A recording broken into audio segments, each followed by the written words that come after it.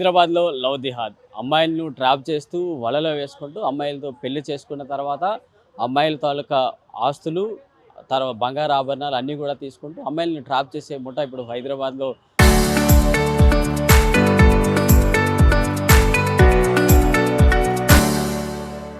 నవాజ్ అనే వ్యక్తి చేస్తున్నాడు. సో దానికి సంబంధించి బాధితురాలు కూడా ఇప్పుడు మనతో పాటు ఉన్నారు. సో బేగంపేట పోలీస్ స్టేషన్ కూడా రావడం అనేది జరిగింది. అసలు ఇంతవరకు ఏం జరిగింది పూర్తి వివరాలు కొంచెం మేరకు.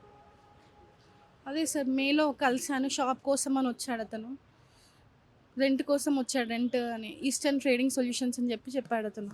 ఏం చేస్తున్నా అంటే ట్రేడింగ్ చేస్తామని చెప్పి తీసుకున్నాడు. దాని తర్వాత నాకు దగ్గర అవ్వడం స్టార్ట్ చేశాడు.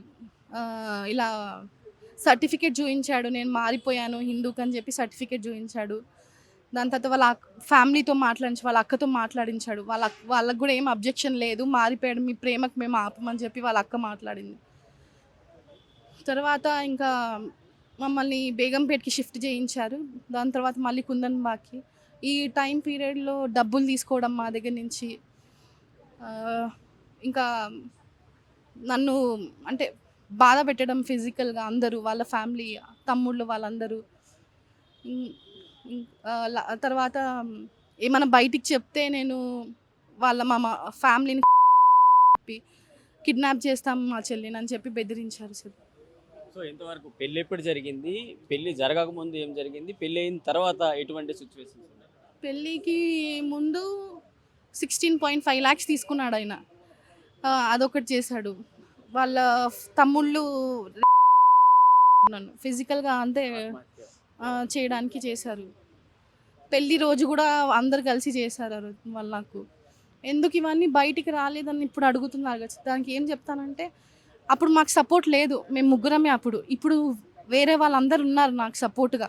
వాళ్ళు నాకు ఎప్పుడు సపోర్ట్గా ఉంటాము, ఏమైనా చూసుకుంటామని చెప్పి నేను ముందుకు వచ్చాను సార్. ఇప్పుడు సో ఎలా మీరు నమ్మారు అంటే, మీ షాపు రెంట్ కోసం వచ్చిన వ్యక్తికి మీరు ఎలా నమ్మారు? ఇంత మేరకు లక్షల్లో రూపాయలు మీరు రెంట్కి ఇచ్చిన షాపు వాళ్ళకి మీరు ఇంత మేరకు డబ్బులు ఇవ్వడానికి గల రీజన్స్ ఏంటి? ప్రతిసారి నాకు ఏదో ఒకటి అంటే వాళ్ళకి ఎలాంటి ఏం వాడతారో తెలియదు సార్. మెయిన్ వాళ్ళు ఏదో అంటే వాళ్ళ కళ్ళలో చూస్తే ఇంకా మనం వాళ్ళు చెప్పినట్టు చేస్తాం, అదొకటి వాళ్ళ దగ్గర ఉంది. దాని తర్వాత మత్తు మందులు కలిపి ఇచ్చేవాళ్ళు. ఇలాంటి పనులు వాళ్ళ దాంట్లో మనం కంప్లీట్గా వెళ్ళిపోతాం సార్. వాళ్ళు అలా చేస్తారు వాళ్ళు. సో పెళ్ళి ఎప్పుడు జరిగింది? సో పెళ్ళి ఏ పద్ధతిలో జరిగింది? హిందువుల మత ప్రకారం జరిగిందా, ముస్లింల మత ప్రకారం జరిగిందా? ఫస్ట్ రిజిస్టర్ మ్యారేజ్లో అయింది సార్ పెళ్ళి. దాని తర్వాత హైదరాబాద్కి వాళ్ళ మమ్మీ వాళ్ళు వచ్చారు. వాళ్ళ మమ్మీ వాళ్ళు వచ్చి 3 monthsలో తీసుకెళ్ళిపోయి అక్కడ నికా చేస్తాం మేము, అంతలోపు హిందూ నుంచి ముస్లిం లాగా మారిపోవాలని చెప్పారు వాళ్ళ అమ్మ. ఈ 3 monthsలో నీ డబ్బులు కూడా రిటర్న్ చేస్తాం, ల్యాండ్ అమ్మేసి అని చెప్పి కూడా అన్నారు వాళ్ళ అమ్మగారు. ఇంకా అమ్మ నసీం అని చెప్పి అన్నారు. వాళ్ళ మామ వచ్చారు, సేమ్ అదే హిందూ నుంచి ముస్లింలాగా కన్వర్ట్ అవ్వాలి అని అన్నారు. ఏదైతే డబ్బులు తీసుకున్నాం మేము ఇవ్వమా, డౌరీ లాగా తీసుకోండి అని చెప్పి అని అన్నారు.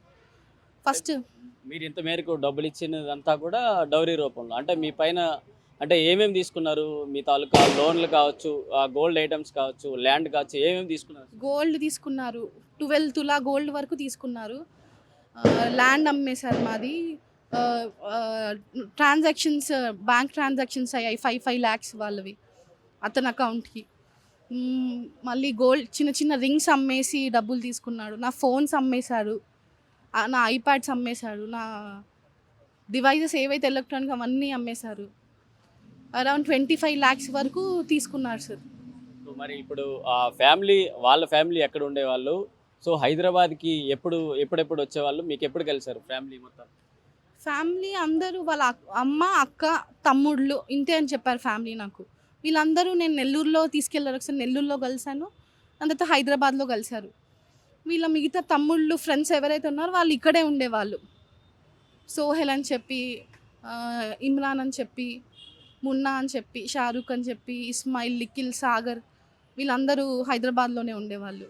సో మీకు హిందువుగా మారాడని చెప్పిన వ్యక్తి ట్రిపుల్ తలాక్ చెప్పి నీకు డైవర్స్ కోసం చెప్పాను అంటున్నారు కదా. మరి హిందూగా మారిన వాళ్ళకి ఇంకా ముస్లిం పద్ధతిలో ఎందుకు ఇంకా చెప్తున్నారంటే ఏం చెప్తారు? దానికి నేను ఏం చెప్తానంటే, నెల్లూరుకి వెళ్ళాము మేము ఆగస్ట్ మంత్లో. వాళ్ళ అక్క ఏమనిందంటే, నవాజ్ నీకు ఎప్పుడైతే తలాక్ అని 3 సార్లు అంటారో అప్పుడు నవాజ్ నుంచి నువ్వు వెళ్ళిపోతావు, వేరే దగ్గరికి వెళ్తావు నువ్వు, వేరే వాళ్ళ దగ్గరికి. ఇలా నువ్వు ఎన్నిసార్లైనా చేయాలా, ముస్లిం పద్ధతి అని చెప్పి వాళ్ళ అక్క చెప్పింది. నేను ముస్లిం పద్ధతి ఎందుకు ఫాలో అవ్వాలంటే, నువ్వు ముస్లింని పెళ్లి చేసుకున్నావు కాబట్టి ముస్లిం పద్ధతి ఫాలో అవ్వాలి, వాళ్ళ అమ్మ అప్పుడే ఒప్పుకుంటారు అని చెప్పి అలా అన్నారు నాతోటి. అంటే ఆ ఫ్యామిలీ ఎలా ఉండేటోళ్ళు? సో ముస్లిం ఫ్యామిలీ మొత్తం ఆ ఇంట్లో ఉన్న ఫ్యామిలీ అంతా మీ పైన ఎలాంటి చర్యలు ఉండేవి? ఏం చేసేటోళ్ళు? ఏమంటారు? సెప్టెంబర్ మంత్లో మాత్రం టార్చర్ చూపించారు సార్ నాకు.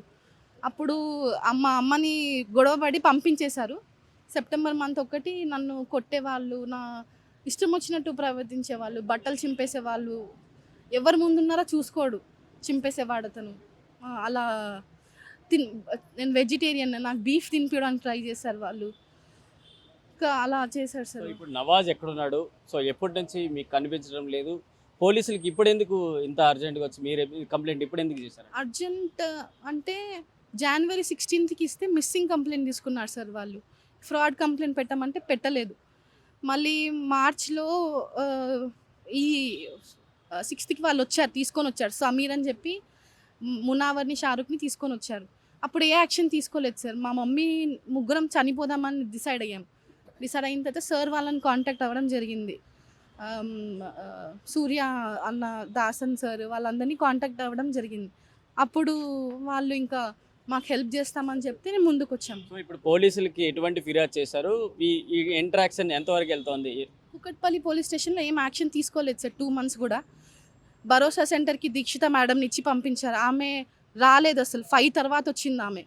ఆమె ఏమీ తీసుకోలేదు. స్టేట్మెంట్ తీసుకుంటామని చెప్పి 11:30కి పోలీస్ స్టేషన్కి వెళ్తే 5 తర్వాత భరోసా సెంటర్కి వచ్చింది ఆమె. మేడ్చల్లో ఉంది. అక్కడికి వచ్చి ఏం తీసుకోలేదు స్టేట్మెంట్. నేను వెళ్ళిపోతాను మేడం అంటే ఒక 3 క్వశ్చన్లు అడిగింది. డోర్ అంటే ఎంట్రన్స్ డోర్ ముందు నించోపెట్టి, మేడం దీక్షిత మేడం నుంచి రేపు మరోసారి రమ్మన్నారా మీకు విచారణ కోసం? అలా ఏం చెప్పలేదు సార్. సో ఒకసారి ఎందుకు చేసుకున్నారు అసలు? ఇంకా నా వీడియోస్ అవన్నీ బయటికి వస్తాయి కదా అని చెప్పి చేసుకున్నాను సార్. సో ఫైనల్గా మీరు ఏం కోరుకుంటున్నారు? నాకు న్యాయం కావాలి సార్. వేరే అమ్మాయికి ఇలా జరగొద్దు. నాకు ఏదైతే లాస్ అయ్యింది మొత్తం, వాళ్ళ డబ్బులు, నా జీవితం ఏదైతే చేశారో వాళ్ళు న్యాయం చేయాలి సార్. వచ్చి నాకు ఎలాగైనా ఎవరు చేస్తారో నాకు తెలియదు సార్ అది ఇప్పుడు మాత్రం. ఎందుకంటే మన గవర్నమెంట్ చూస్తే ఇలా ఉంది, ఏం యాక్షన్ తీసుకోవట్లేదు. వాళ్ళు వచ్చిన ఆ పర్సన్ నా ముందు ఉన్నా కానీ వాళ్ళు ఏం యాక్షన్ తీసుకోలేదు. తర్వాత తీసుకుంటాం 6 months ముందుగా టైం అని చెప్పి ఇలా డిలే చేశారు సార్ వాళ్ళు. నాకు న్యాయం జరగాలని కోరుకుంటున్నాను సార్, నాకు ఏదైతే నష్టం జరిగిందో. సో ఇది మొత్తంగా హైదరాబాద్లో ఈ విధంగా ఒక హిందువుగా మారాను అంటూ కూడా ముస్లింగా ఉన్న వ్యక్తి హిందూ అమ్మాయిలను ట్రాప్ చేస్తూ వలలోకి దించుతూ వాళ్ళు పెళ్లి చేసుకొని వారి దగ్గర ఉన్న ఆ ల్యాండ్ కావచ్చు, గోల్డ్ కావచ్చు, మిగతా డబ్బులు కావచ్చు, ఇంట్లో ఉన్న ఆస్తులన్నింటిని కూడా అమ్మేసుకుంటూ మొత్తం తన రూపంలో మార్చుకొని హవాలా రూపంలో ఒక ప్రాంతం నుంచి మరొక ప్రాంతానికి డబ్బులు తరలిస్తూ కూడా వ్యాపారం చేస్తూ కూడా ముందుకెళ్తున్న నవాజ్ అనే వ్యక్తి హైదరాబాద్లో పోలీసులకి కంప్లైంట్ అయితే బాధితురాలు ఇచ్చారు. సో ఆమెకి న్యాయం జరగాలంటూ కూడా కోరడం అయితే జరుగుతోంది. సో 2025 జూన్లో పెళ్ళైన తర్వాత అప్పటి నుంచి పూర్తి వివరాలుగా ఆమె తెలుసుకుంటున్నప్పటికీ సో ధైర్యం లేక తన తాలూకా వీడియోలు, చిత్రాలన్నీ కూడా బయట పెడతారన్న భయంతో ఆమె ఇన్ని రోజులు నిశ్శబ్దంగా ఉండిపోయింది. జనవరిలో మిస్సింగ్ కేసు పెట్టిన తర్వాత ఇప్పటి వరకు రాలేదు. సో ఇప్పుడు ఆమె బయటకు వచ్చి అడ్వకేట్లతో పోలీసులు కూడా కంప్లైంట్ అయితే చేయడం అయితే జరుగుతోంది. సో బాధితుడు ఎవడైతే నవాజ్ ఉన్నాడో సో అతను నెల్లూరు వాసిగా చెప్తున్నారు. సో అక్కడ వివరాలన్నీ కూడా చేసిన తర్వాత ఫ్యామిలీని ముందు పెట్టి తమకు న్యాయం జరగాలంటూ కూడా బాధితురాలు అయితే కోరుకుంటున్నారు. వీడియో జర్నలిస్ట్ విజయ్తో ప్రశాంత్, RTV హైదరాబాద్ నుంచి.